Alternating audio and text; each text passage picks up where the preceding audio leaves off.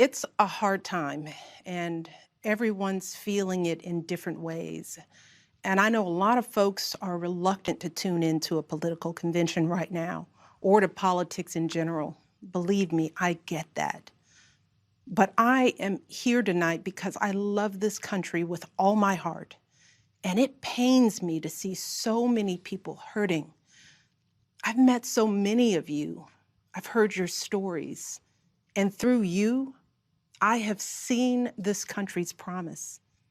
And thanks to so many who came before me, thanks to their toil and sweat and blood, I've been able to live that promise myself. That's the story of America. All those folks who sacrificed and overcame so much in their own times because they wanted something more, something better for their kids. There's a lot of beauty in that story. There's a lot of pain in it too. A lot of struggle and injustice and work left to do. And who we choose as our president in this election will determine whether or not we honor that struggle and chip away at that injustice and keep alive the very possibility of finishing that work.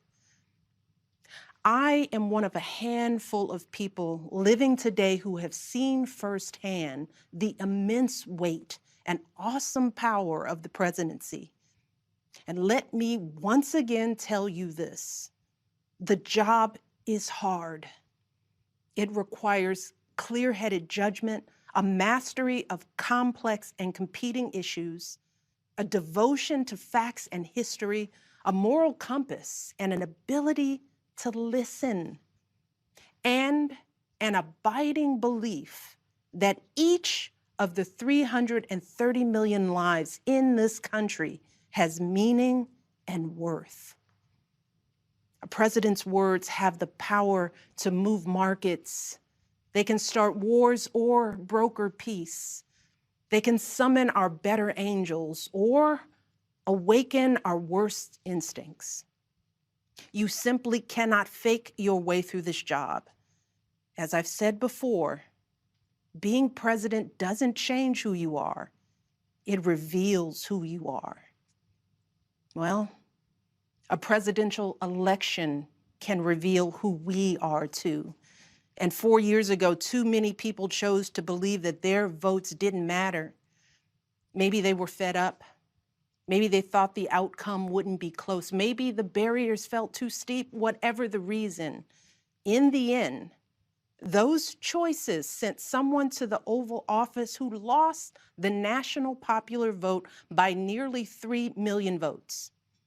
In one of the states that determined the outcome, the winning margin averaged out to just 2 votes per precinct. 2 votes. And we've all been living with the consequences.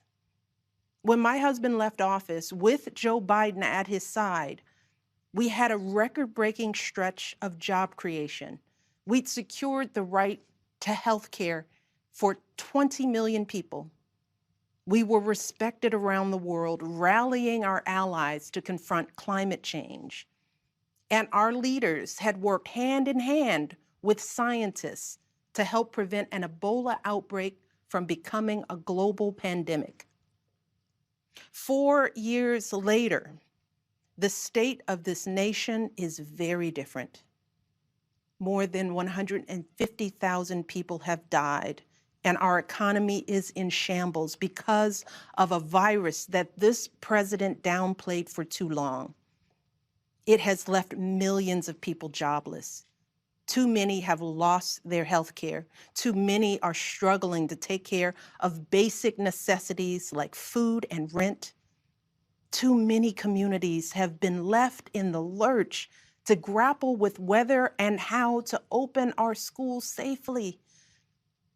Internationally, we've turned our back, not just on agreements forged by my husband, but on alliances championed by presidents like Reagan and Eisenhower. And here at home, as George Floyd, Breonna Taylor, and a never-ending list of innocent people of color continue to be murdered stating the simple fact that a Black life matters is still met with derision from the nation's highest office. Because whenever we look to this White House for some leadership or consolation or any semblance of steadiness, what we get instead is chaos, division, and a total and utter lack of empathy. Empathy, that's something I've been thinking a lot about lately. The ability to walk in someone else's shoes.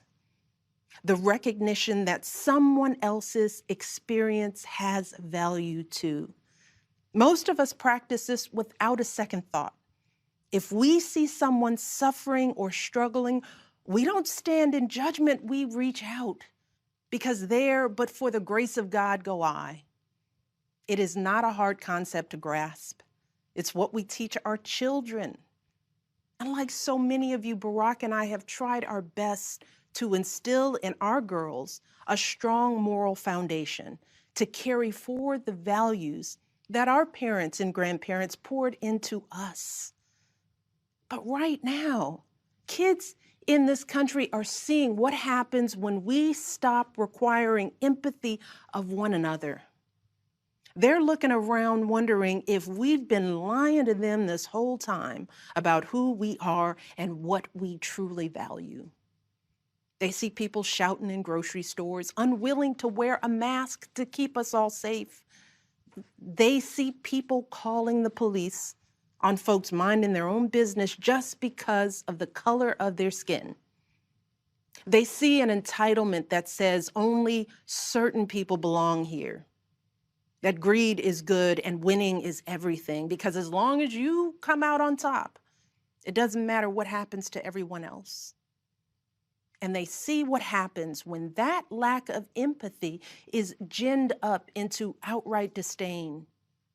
They see our leaders labeling fellow citizens enemies of the state while emboldening torch-bearing white supremacists.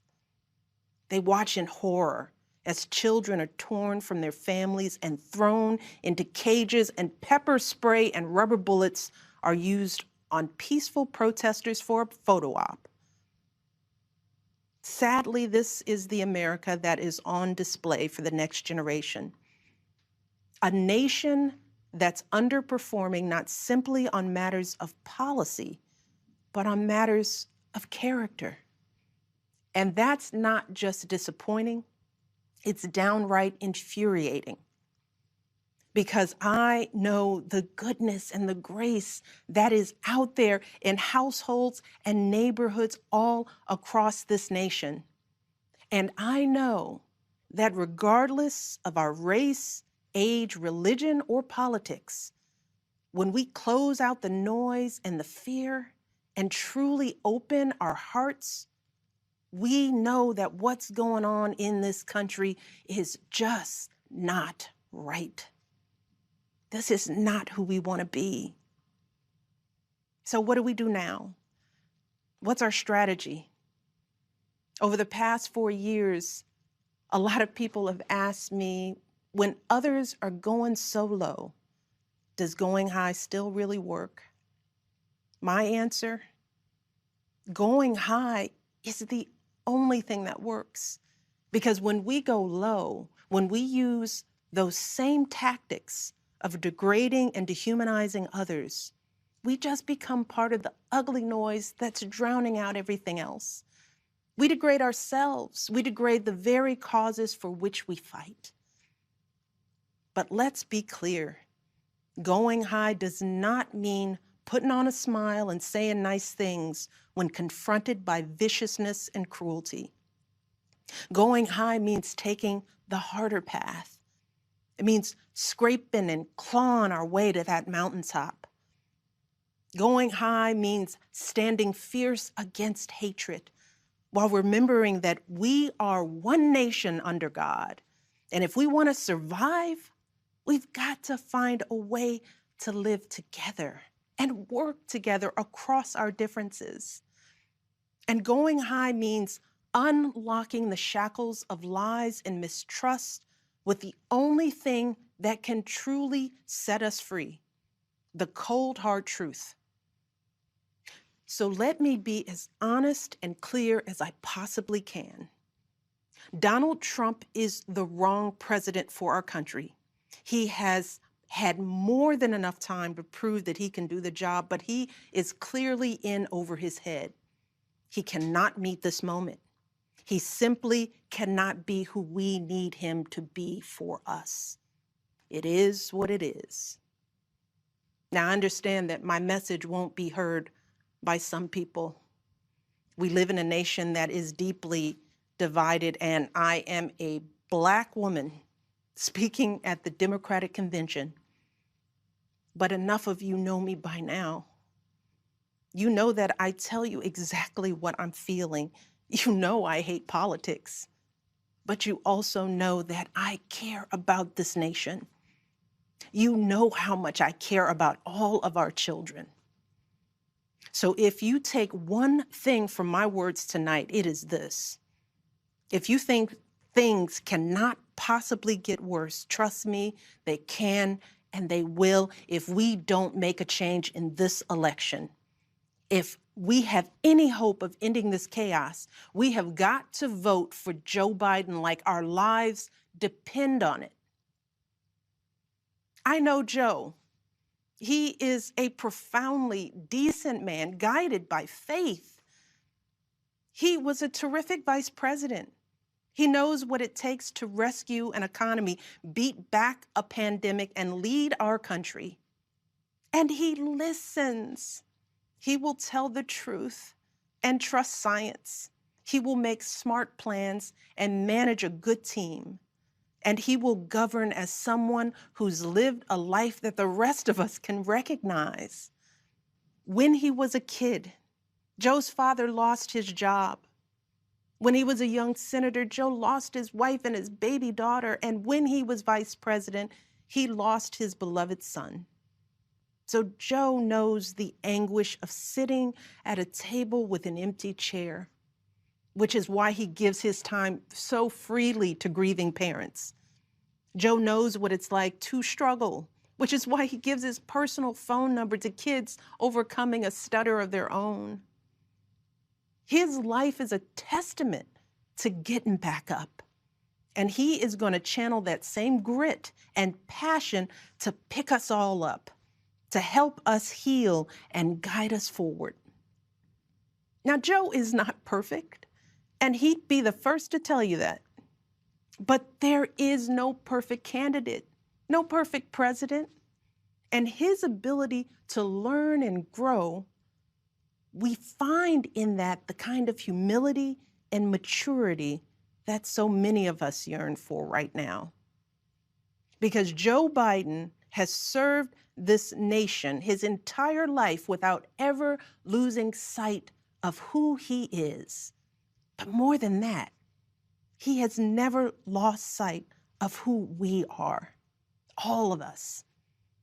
Joe Biden wants all of our kids to go to a good school, see a doctor when they're sick, live on a healthy planet. And he's got plans to make all of that happen. Joe Biden wants all of our kids, no matter what they look like, to be able to walk out the door without worrying about being harassed or arrested or killed. He wants all of our kids to be able to go to a movie or a math class without being afraid of getting shot.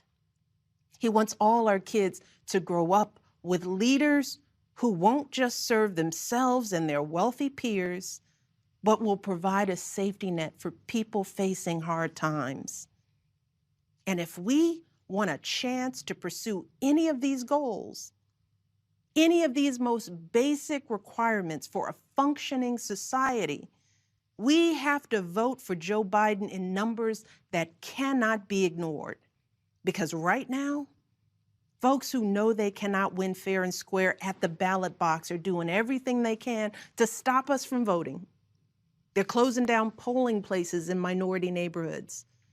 They're purging voter rolls. They're sending people out to intimidate voters, and they're lying about the security of our ballots.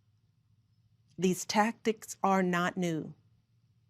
But This is not the time to withhold our votes in protest or play games with candidates who have no chance of winning. We have got to vote like we did in 2008 and 2012. We've got to show up with the same level of passion and hope for Joe Biden. We've got to vote early, in person if we can. We've got to request our mail-in ballots right now, tonight, and send them back immediately. And follow up to make sure they're received. And then make sure our friends and families do the same. We have got to grab our comfortable shoes, put on our masks, pack a brown bag dinner, and maybe breakfast too, because we've got to be willing to stand in line all night if we have to. Look, we have already sacrificed so much this year. So many of you are already going that extra mile. Even when you're exhausted, you're mustering up unimaginable courage to put on those scrubs and give our loved ones a fighting chance. Even when you're anxious, you're delivering those packages, stocking those shelves, and doing all that essential work so that all of us can keep moving forward. Even when it all feels so overwhelming, working parents are somehow piecing it all together without childcare. Teachers are getting creative so that our kids can still learn and grow. Our young people are desperately fighting to pursue their dreams. And when the horrors of systemic racism shook our country and our consciences, millions of Americans of every age, every background rose up to march for each other, crying out for justice and progress. This is who we still are. Compassionate, resilient, decent people whose fortunes are bound up with one another. And it is well past time for our leaders to once again reflect our truth. So it is up to us to add our voices and our votes to the chorus of history, echoing heroes like John Lewis, who said, "When you see something that is not right, you must say something. You must do something." That is the truest form of empathy. Not just feeling, but doing. Not just for ourselves or our kids, but for everyone, for all our kids.